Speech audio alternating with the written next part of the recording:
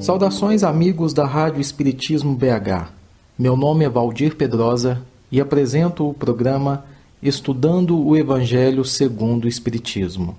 Hoje iniciaremos o estudo do capítulo 14, Honrai a vosso pai e a vossa mãe. O primeiro tópico que vamos estudar é piedade filial. E o ensinamento de Jesus se encontra no Evangelho segundo Marcos, capítulo 10, versículo 19, e também no Evangelho segundo Lucas, capítulo 18, versículo 20, além do Evangelho segundo Mateus, capítulo 19, versículos 18 e 19. O mestre diz assim, abre aspas, sabeis os mandamentos, não cometereis adultério, não matareis, não roubareis, não prestareis falso testemunho, não fareis agravo a ninguém, honrai a vosso pai e a vossa mãe. Fecha aspas. No Antigo Testamento, em Êxodo, capítulo 20, versículo 12, no Decálogo, também conhecido como os 10 Mandamentos, encontramos um ensinamento semelhante, onde diz assim, abre aspas, honrai a vosso pai e a vossa mãe, a fim de viverdes longo tempo na terra que o Senhor vosso Deus vos dará. Fecha aspas. Kardec inicia o seu raciocínio dizendo que o mandamento honrai a vosso pai e a vossa mãe, na verdade é um corolário da lei geral de caridade e de amor ao próximo. Por quê? Porque é impossível amar o próximo aquele que não ama o seu pai e a sua mãe. Como é que você vai amar o próximo, amar o seu semelhante, seja ele quem for, se você não é capaz de amar o seu pai e a sua mãe, aqueles que lhe deram a vida no plano físico? E precisamos nos lembrar que esse termo, honrai, o verbo honrar, no contexto que Jesus coloca, encerra um dever a mais para com os pais.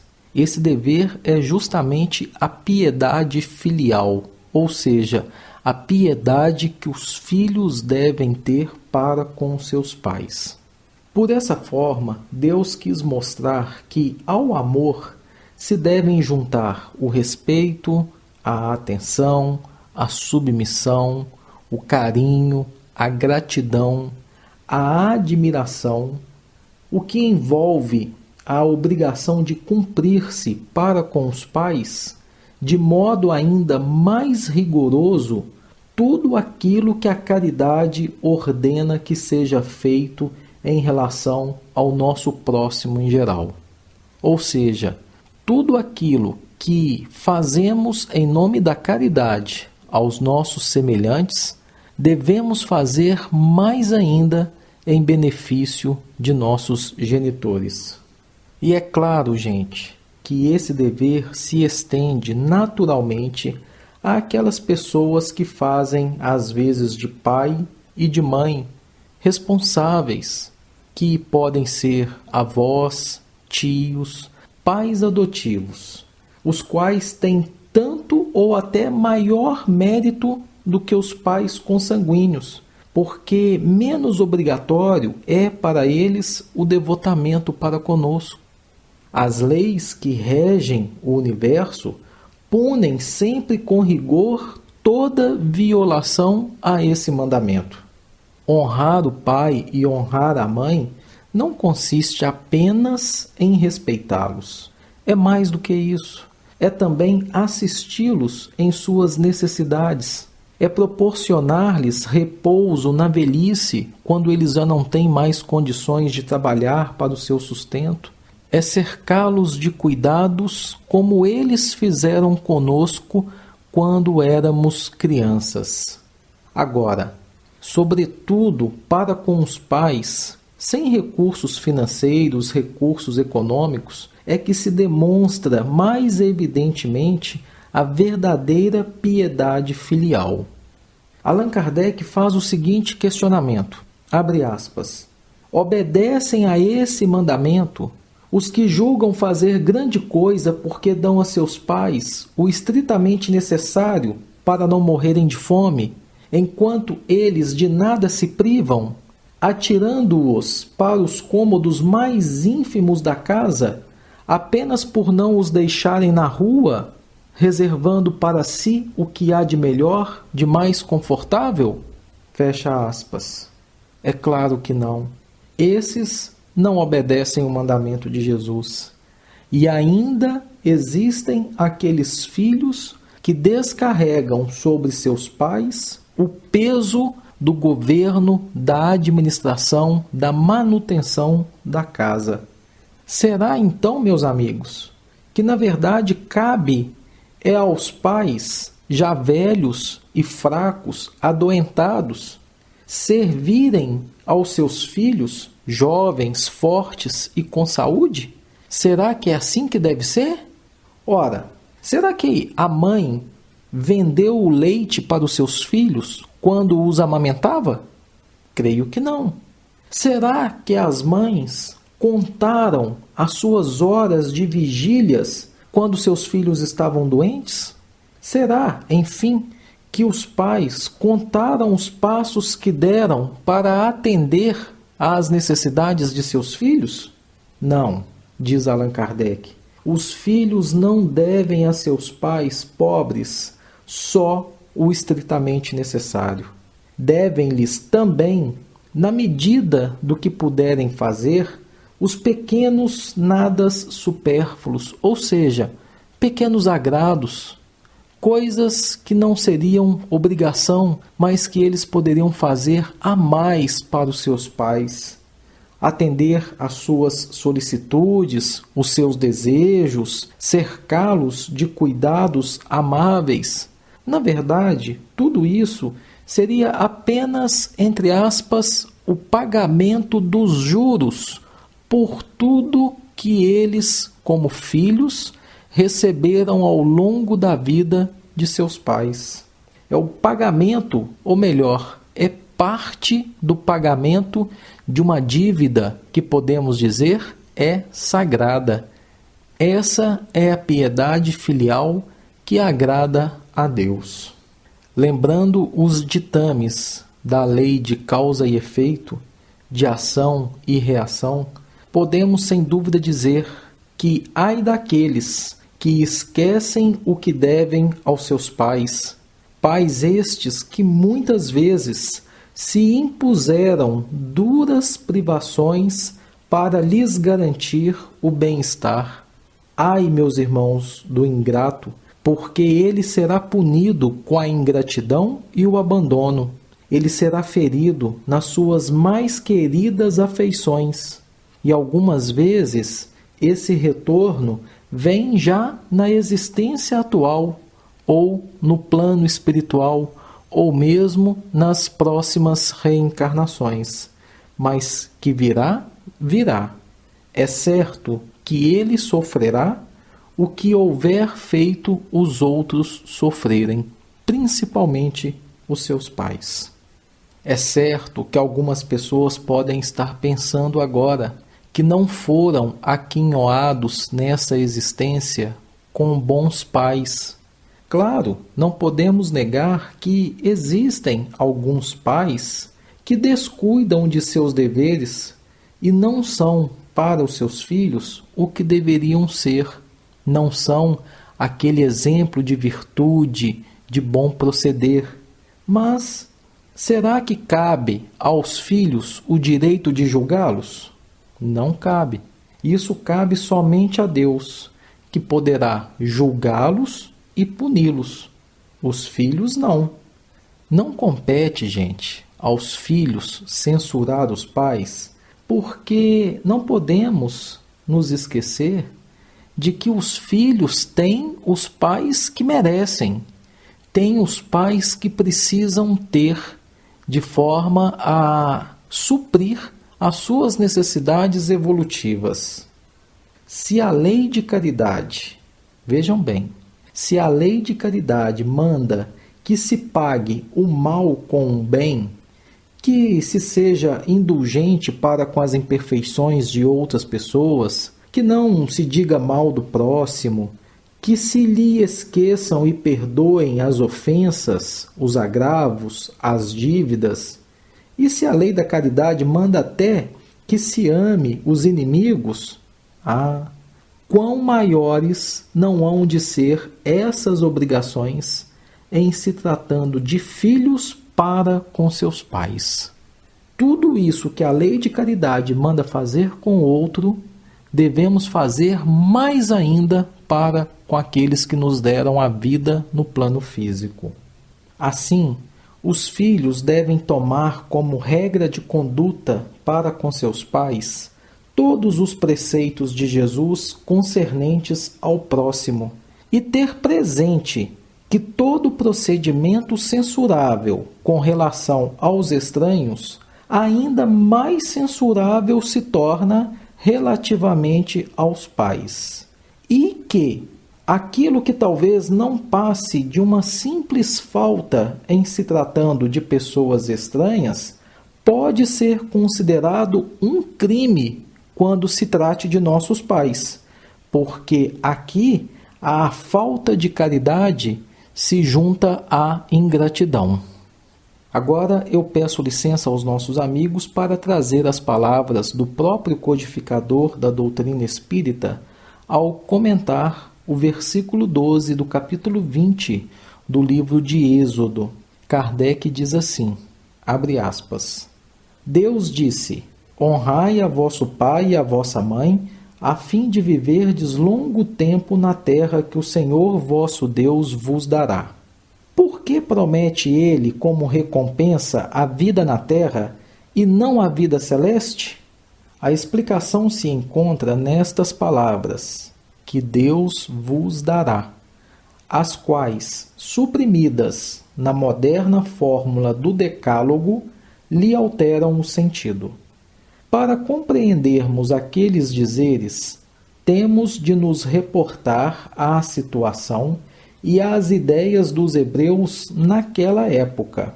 Eles ainda nada sabiam da vida futura, não lhes indo a visão além da vida corpórea. Tinham, pois, de ser impressionados mais pelo que viam do que pelo que não viam. Fala-lhes Deus, então, numa linguagem que lhes estava mais ao alcance e, como se dirigisse a crianças, põe-lhes em perspectiva o que os pode satisfazer. Achavam-se eles ainda no deserto. A terra que Deus lhes dará é a terra da promissão, objetivo das suas aspirações. Nada mais desejavam do que isso. Deus lhes diz que viverão nela longo tempo, isto é, que a possuirão por longo tempo se observarem seus mandamentos. Mas, ao verificar-se o advento de Jesus, já eles tinham mais desenvolvidas suas ideias. Chegada a ocasião de receberem a alimentação menos grosseira, o mesmo Jesus os inicia na vida espiritual, dizendo: Meu reino não é deste mundo. Lá e não na terra é que recebereis a recompensa das vossas boas obras. A estas palavras, a terra prometida deixa de ser material, transformando-se numa pátria celeste. Por isso, quando os chama à observância daquele mandamento, honrai a vosso pai e a vossa mãe, já não é a terra que lhes promete, e sim o céu. Fecha aspas. Meus amigos, além dessa interpretação muito interessante de Allan Kardec, nós gostaríamos de trazer uma outra, que não contradiz a do codificador, mas, por outro lado, a complementa. Vejam então que interessante e curioso. O ensinamento diz: honrai a vosso pai e a vossa mãe, a fim de viverdes longo tempo na terra que o Senhor vosso Deus vos dará. O ensinamento condiciona a longevidade ao nosso empenho, ao nosso esforço em honrar os nossos pais, os nossos genitores. Só que isso não parece compatível com a lógica, nem com o bom senso, nem com a razão e nem com a observação. Por quê? Porque existem muitos homens que maltratam, que desrespeitam seus pais. São omissos, não lhes prestam a devida assistência, não lhes dão sequer atenção. Mas, não obstante, alcançam expressiva longevidade, ou seja, vivem por muitos e muitos anos aqui na Terra. Por outro lado, nós vemos filhos carinhosos, atenciosos, diligentes, que cuidam mesmo do bem-estar de seus pais. Entretanto, esses filhos desencarnam cedo, morrem em tenra idade. Mas este quarto mandamento do Decálogo, que aparentemente é contraditório, exprime algo ponderável. Vejamos, vamos considerar que honrar pai e mãe seria não fazer nada que os infelicite ou que lhes cause constrangimento. Vamos dar alguns exemplos. Os vícios, a desonestidade, os excessos, o desregramento, a promiscuidade, os desatinos, a indisciplina, a agressividade, a ambição, a mentira. Para não falar em mais outros, vamos parar por aí. Se nós nos orientarmos no sentido de não decepcionar nossos pais, de não contrariar suas expectativas a nosso respeito, vamos buscar sempre o melhor comportamento, no intuito de fazê-los felizes, sustentando neles a convicção de que nós, seus filhos, somos homens de bem, somos pessoas de bem. Se quisermos fazer felizes os nossos genitores, com certeza teremos que cultivar a compreensão e a caridade, exercitar a oração, a reflexão, sermos cordatos e diligentes. Tudo isso para honrar os nossos pais, para não lhes causar infelicidade ou constrangimento, tristezas, sofrimento. E qual o resultado? Com isso, teremos um comportamento disciplinado, virtuoso, que nos sustentará o equilíbrio físico, psíquico e espiritual. E mais, nós vamos afinando o nosso padrão vibratório. Estaremos favorecendo a sintonia com os mentores espirituais que nos ajudarão a superar influências negativas, perigos e tentações. Assim, meus amigos, exceto aquelas situações kármicas necessárias ao nosso progresso espiritual, se honrarmos nossos pais, tenhamos uma certeza: os nossos dias aqui na Terra, dados pelo Senhor, serão prolongados para as nossas experiências redentoras neste planeta que é uma abençoada escola. Nos habilitarão a um retorno muito mais feliz à pátria verdadeira, que é o plano espiritual, quando chegar a nossa hora. Ainda sobre a piedade filial, Paulo, em sua primeira carta a Timóteo, um dos seus discípulos, no versículo 4 do capítulo 5, diz assim, abre aspas, aprendam primeiro a exercer piedade para com a sua própria família e a recompensar seus pais, porque isto é bom e agradável diante de Deus. Fecha aspas. Todos nós sabemos que a luta em família é um problema fundamental da redenção do homem na Terra. A doutrina espírita nos mostra isso de forma clara, inequívoca. E isso nos leva à seguinte reflexão: como seremos benfeitores de 100 ou de 1000 pessoas se ainda não aprendemos a servir 5 ou 10 criaturas dentro de nosso lar? Essa é a indagação lógica que se estende a todos os discípulos sinceros do cristianismo, ressalta o guia espiritual Emmanuel no livro Pão Nosso, psicografado por Francisco Cândido Xavier, no capítulo 117, Em Família. E este questionamento é bem plausível e justifica-se, porque quando abraçamos a doutrina espírita, temos o desejo de ajudar muitas pessoas. Queremos ser mensageiros, portadores da mensagem evangélica, da mensagem espírita cristã. Mas como beneficiar 1000 pessoas se ainda não conseguimos beneficiar aqueles que vivem debaixo do mesmo teto conosco? O bom pregador e o mau servidor são 2 títulos que não se coadunam, ou seja, precisamos exemplificar aquilo que professamos, aquilo que ensinamos. Paulo de Tarso, o apóstolo dos gentios, aconselha o exercício da piedade no centro de nossas atividades domésticas, mas ele não alude à piedade que chora sem coragem ante os enigmas aflitivos, mas sim àquela piedade que conhece as zonas nervosas da casa e se esforça por eliminá-las, aguardando a decisão divina a seu tempo. Quer dizer, não devemos apenas aguardar a ação divina. Precisamos identificar os pontos de conflito e tentar solucioná-los à base do diálogo, tendo sempre em mente os ensinamentos de Jesus.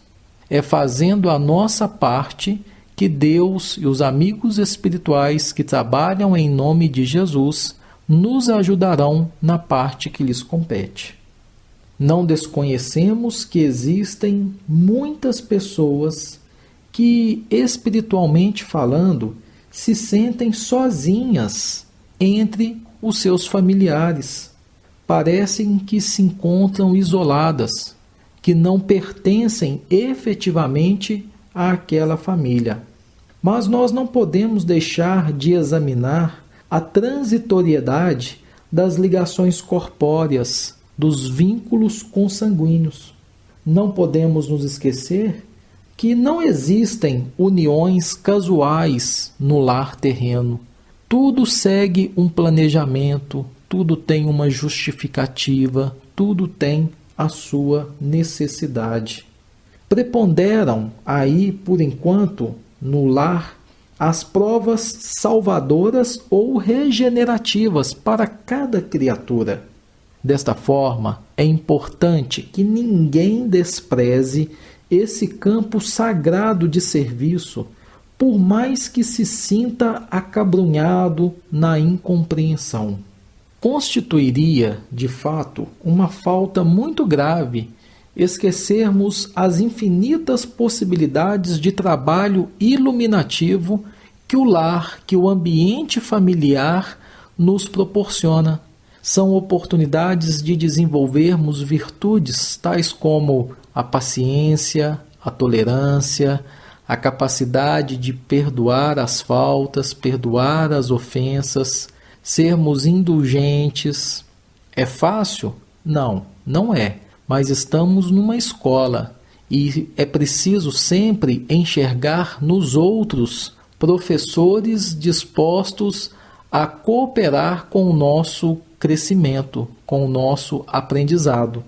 Então, é impossível auxiliar o mundo inteiro quando ainda não conseguimos ser úteis nem mesmo em uma casa pequena.